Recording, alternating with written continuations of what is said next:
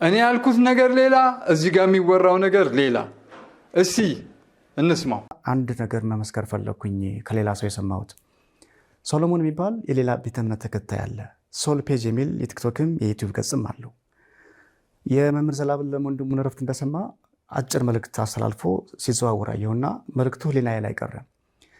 ለምንድን ነው መላለሳው የፈለግኩት? አንደኛ ልጁ መስካሪው የሌላ ቤተ እምነት አባል ነው፣ የኦርቶዶክስ እምነት ተከታይ አይደለም። የሌላ ቤተ እምነት ተከታይ ሆኖ ግን መምህር ዘላለም ወንድሙን እንደ መምህርነቱ እንደ ትልቅነቱን የመሰከርለት። የምስክርነቱ ምክንያት ምን ነበረ?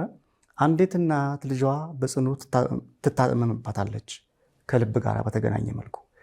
ይህንን ጉዳይ አስተባብሮ ልጅቷን ሊረዳ የሚችል ሰው ሲያፈላልግ ይሄ ሶሎሞን የተባለው ጋዜጠኛ መምህር ዘላለም ወንድሙን ያገኛል።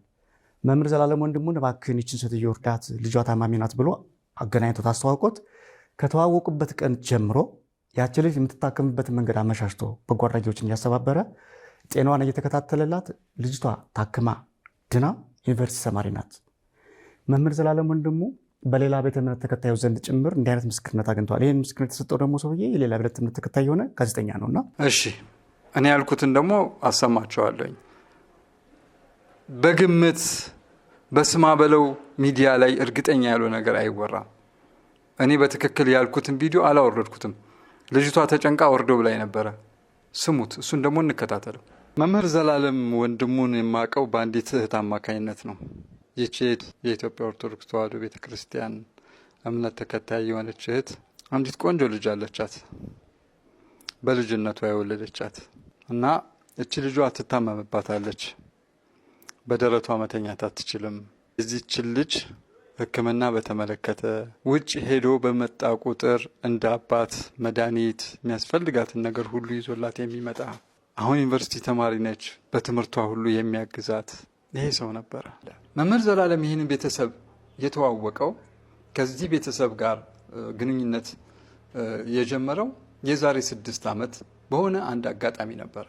የዛሬ 6 ዓመት አካባቢ ቂርቆስ ቤተክርስቲያን አገልግሎት ነበረውና እዛ ከመሄዱ በፊት መኪናውን ማስተካከል ስለነበረበት ቦሌ አካባቢ ወደሚገኝ አንድ ገራጅ ጎራ ይላል። እዛ እንደደረሰ ትንሽ ቆይቶ አንዲት ብላቴና እየተጫወተች ነበረችና መምህር ዘላለም ብላ እየሮጠች መጣ፣ ትጠመጠምበታለች። ይደነግጣል። ማን ልበል ስምሽን ሲላት ስሟን ትነግረዋለች። ትርጉሙ ምንድን ነው ብሎ ይጠይቃታል። ጸዋሪ ተፍሬ ትለዋለች። በጣም ይገረማል። አንዳንድ መንፈሳዊ ጥያቄዎች ሲጠይቃት የምትመልስለት መልስ ይገረማል። ይህ ሁሉ ነገር እንዴት ልታውቅ ቻለች ብሎ እስቲ አንቺን የወለዱ ያሳደጉ ወላጆችሽን መተዋወቅ ፈልጋለሁ እስቲ ጥሪልኝ ሲላት እናቴ ብቻ ነች ያለችው ትለዋለች። እሺ እሳቸውንም ቢሆን ጥሪልኝ። እንዴ ልጅ ነች እኮ ምናምን ትለዋለች። እሺ ጥሪያት። እናት ስትመጣ መምህር ዘላለም ነው። መምህር ዘላለምን የምታውቀው ከልጅነቱ ጀምሮ ነው። በ12 ዓመቱ እንደጀመረ አገልግሎት ሁሉ የነገረችኝ እሷ ናት። እና ስታየው ፈጽሞ አልጠበቀችም። እና ያ ቦታ ያ ገራጅ ለካ የዚህች እናት ቤተሰቦች ለገራጅነት ያከራዩት ቦታ ነው።